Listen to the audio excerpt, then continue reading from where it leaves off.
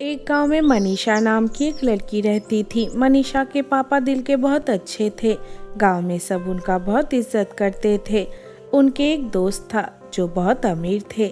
एक दिन उनके दोस्त ने मनीषा को देखा और उन्होंने मनीषा के पापा से उनके बेटे के साथ मनीषा के शादी के लिए कहा।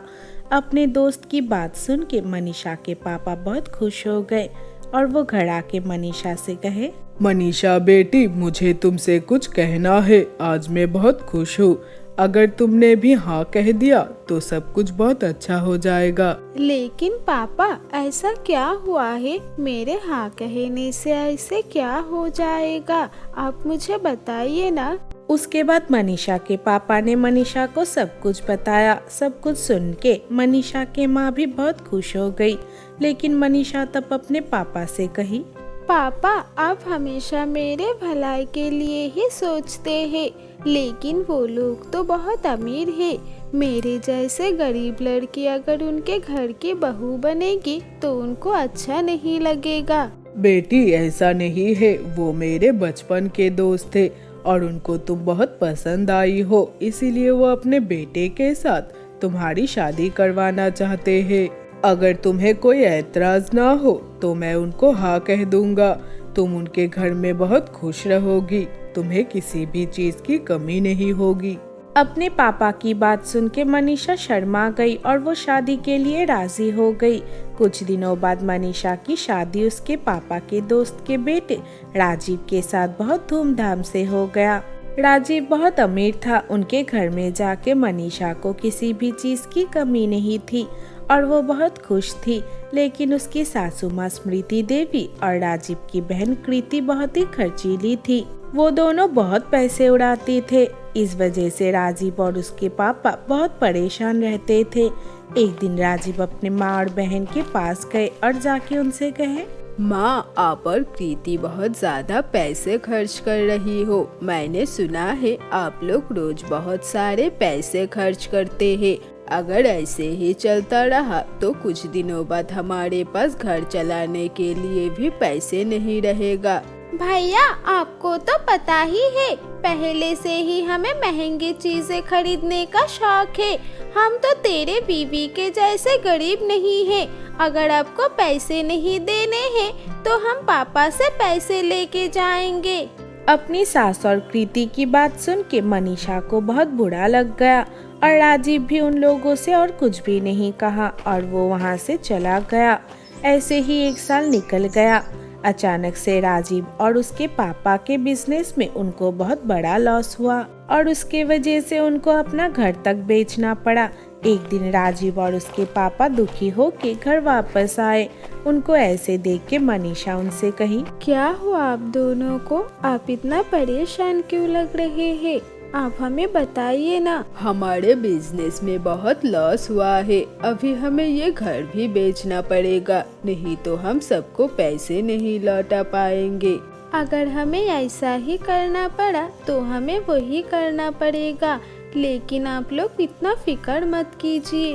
ये सब इस भिखारी लड़की के वजह से ही हुआ है। ये पहले भी गरीब थी, यहाँ के इसने हमें भी गरीब बना दिया। ये तुम क्या कह रही हो कृति? मैं तुम लोगों से बहुत प्यार करती हूँ। मैं हमेशा चाहती हूँ कि तुम लोगों को कोई दिक्कत ना हो। कृति की बात सुन के राजीव उसको डांटने लगा और गुस्सा होके वहाँ से चला गया।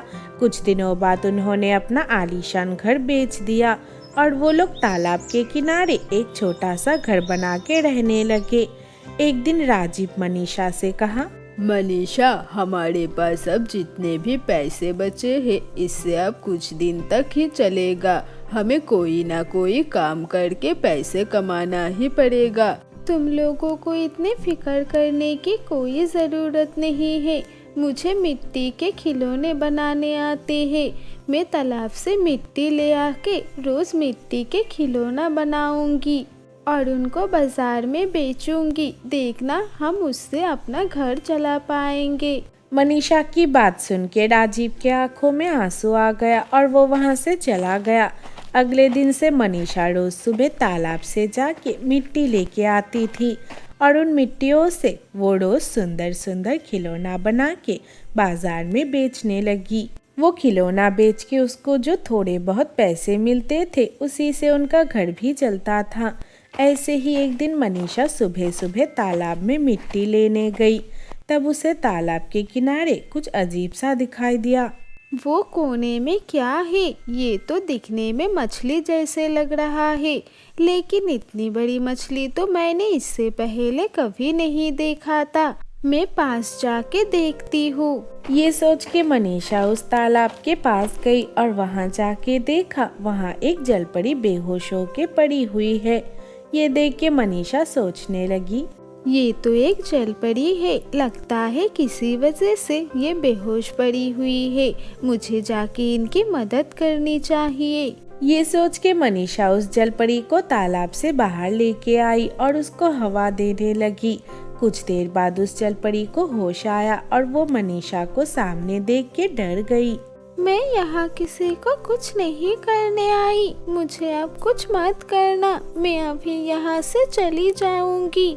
नहीं नहीं, मैं आपको कुछ नहीं करूंगी। मैंने देखा आप यहाँ बेहोश होके पड़ी हुई थी, इसलिए मैं यहाँ आपकी मदद करने आई थी। अच्छा, तो तुमने ही मेरी जान बचाई है, मैं तुम्हारा शुक्रगुजार रहूंगी। लेकिन तुम यहाँ क्या करने आए थे? मैं पास में ही एक छोटे से घर में रहती हूँ। मैं रोज इस तालाब से मिट्टी लेके जाती हूँ, खिलौना बनाती हूँ और उनको बाजार में बेचती हूँ। लेकिन तुम्हें देख के लग रहा है तुम बहुत अमीर घर से हो, लेकिन तुम ये काम क्यों कर रही हो? क्या तुम मुझसे कुछ छुपा रही हो? ये सुन के मनीषा ने उस जलपरी को सब कुछ बताया। सब कुछ सुनने के बाद जलपरी मनीषा से कही, तुम्हारे साथ ये बहुत गलत हुआ है। मैं समझ सकती हूँ तुम कितना परेशानी में हो। नहीं जलपरी, मुझे किसी चीज की भी दिक्कत नहीं है। मैं बस चाहती हूँ अपने ससुराल वालों को खुश रख सकूँ। इसके लिए मैं सब कुछ करने के लिए तैयार हूँ। मुझे भी मेरी माँ की बहुत याद आ रही है, मुझे भी उनके पास जाना है, लेकिन पता नहीं मैं कभी उनके पास जा पाऊंगी या नहीं। आप ऐसे क्यों कह रही है? आपकी माँ कहाँ है? अगर आपको उनकी याद आ रही है तो आप अभी उनके पास जाइए। नहीं, मैं अभी उनके पास नहीं जा सकती, वो नदी में रहती है। आज सुबह हम सब एक जादुई कालीन में बैठ के आसमान में उड़ रहे थे, तब मैं इस तालाब में गिर गई। मैं अब नदी में कैसे जाऊंगी? ये सुन के मनीषा को बहुत बुरा लगा और वो जलपरी की मदद करने का मन बनाया। ये सोच के वो जलपरी से कही, अगर मैं आपको यहाँ से ले जाके नदी में छोड़ दूँ तो क्या आप अपने माँ के पास पहुँच सकती हो? हाँ, अगर मैं नदी तक पहुँच गई तो सब कुछ ठीक हो जाएगा, क्योंकि हम जलपरियाँ जमीन में नहीं चल पाते। जलपरी की बात सुन के मनीषा तभी उस जलपरी को अपने कंधे पे उठा लिया और उसको उठा के ले जाके नदी में छोड़ दिया। उस नदी में जाके वो जलपरी बहुत खुश हो गई और वो मनीषा से कही, तुमने मेरी बहुत मदद की है, इसलिए मेरा भी फर्ज बनता है कि मैं तुम्हारी भी सारी परेशानियां दूर कर दूं। इसलिए मैं तुम्हें कुछ देना चाहती हूँ। ये कह के उस जलपरी ने अपना उंगली घुमाया और मनीषा के सामने एक पैसों का पेड़ आ गया। उस पेड़ से बहुत सारे पैसे लटक रहे थे। ये देख के मनीषा की खुशी का ठिकाना नहीं रहा। ये पैसों का पेड़ अब से तुम्हारा है, तुम्हें जितना जरूरत है उतना पैसा तुम्हें इस पेड़ से मिल जाएगा। ये कह के जलपरी वहाँ से चली गई। मनीषा तब वो जादुई पैसों के पेड़ लेके अपने घर चली गई और कुछ दिनों में ही उनके ससुराल वाले फिर से अमीर हो गए। उसके बाद उन लोगों ने अपना पुराना घर फिर से खरीद लिया और सब एक साथ पहले जैसे रहने लगे। तो दोस्तों, आज की कहानी से हमें ये सीख मिला कि कभी पैसों का बर्बादी नहीं करना चाहिए। दोस्तों, अगर ये वीडियो अच्छी लगी हो तो वीडियो को लाइक कर देना और हमारी चैनल को सब्सक्राइब करना मत भूलना।